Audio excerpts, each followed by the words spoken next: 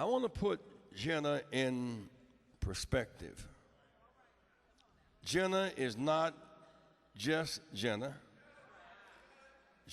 There's a Jena everywhere. And Jena is not the start of a new civil rights movement. It's an extension of an historical movement.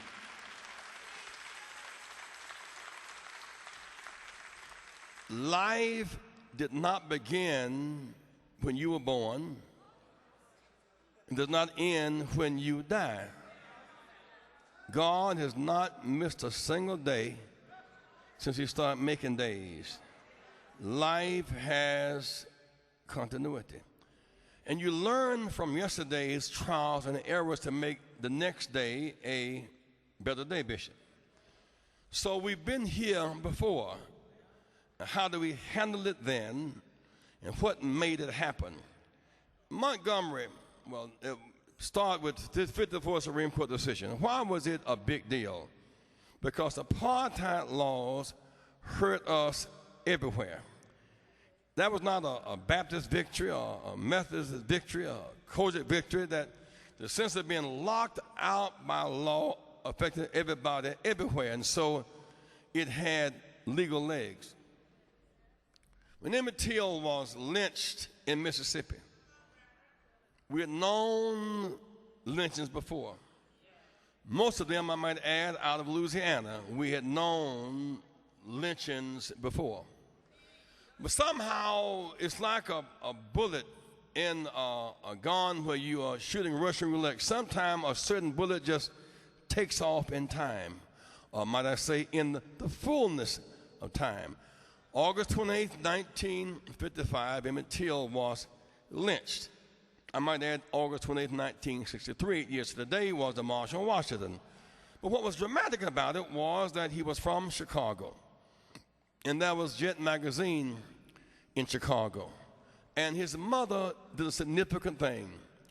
Because he was found beneath the waters, tied and locked and bound, his body was bloated, face and distorted, head 3 times its size. His mama said, I'm going to use his body as a protest to what happened to my son and other lynched children. She brought that body back to Chicago, back to the big city, away from a small town in Mississippi, away from Natchez, Mississippi, back to Chicago, where there are lights. And she put him in an open casket. 100,000 went by and saw his body. And that became the largest civil rights demonstration in American history. 100,000 demonstrated past that casket. Those who saw Emmett Till's body were never the same again. The biggest edition of Jet magazine was the Emmett Till edition. The biggest edition of black newspapers was the Emmett Till funeral in Chicago, 1963. I once asked Mrs. Parks, who sat down in 1955, December 1st, I said, Mrs. Parks, why didn't you go to the back of the bus? Now, you know you were going to lose your job, maybe. You were going to be threatened, maybe jailed. She said, I thought about it. I thought about Emmett Till, I couldn't go back. Emmett Till wouldn't let us go back. Emmett Till, we all have some Emmett Till fear in our hearts. And so that happened. And then Rosa Parks, December 1st, 1955. When she sat down, Bishop, we were on the back of the bus everywhere. We were on the back of the bus in Montgomery and back of the bus in Louisiana, Mississippi, Alabama, Georgia. We were on the back of the bus that just left where we had to be on the back of the bus. And so Montgomery had legs. And we boycotted until we fought until 1964. It took us 9 years to get in the back of the bus, Judge President, to get new law. A 9-year battle to end Jim Crow as we had known it at that time. And so Montgomery it took the federal lawsuit victory in 56 to gain victory because the states' rights would not support us. Local Alabama would not support us, but it took federal intervention. And then that was 1957 in Little Rock, just this week. They celebrate Little Rock this week in Little Rock because students marched to school. They tried to go to the best schools available at that time, and the scowling mobs cursed at them, and the local police would not support them. the governor blocked the school door. It took federal intervention to break it up and move the governor from that door. Why did Little Rock touch us? Because we were facing second-class schools and double shifts and old books everywhere. It didn't stop. It had legs. Then Selma, 1963. We couldn't appeal to the governor of Alabama for the right to vote. He blocked the door. They unleashed the dogs. I once asked George Wallace on his dying bed, George Wallace, since you are now in such pain, tell me,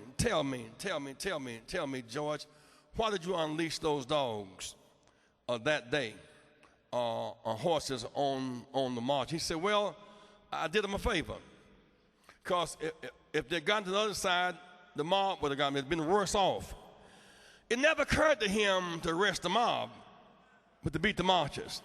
But we all knew that kind of humiliation everywhere, and so we left Selma fighting for the vote everywhere. But it required in Montgomery, Little Rock, and Selma required federal intervention. So here we are today in Jena, Louisiana. The governor is silent, elected by our votes, by the way. The attorney general is silent, elected by, he has the power to take the case out of Jena and make it a state case. He's silent on the matter. So here we are today with Michael Bell still in jail. This was a farce last week, because we thought that when the federal court ruled, the Third Circuit, that he should have been tried as a youth, not as an adult.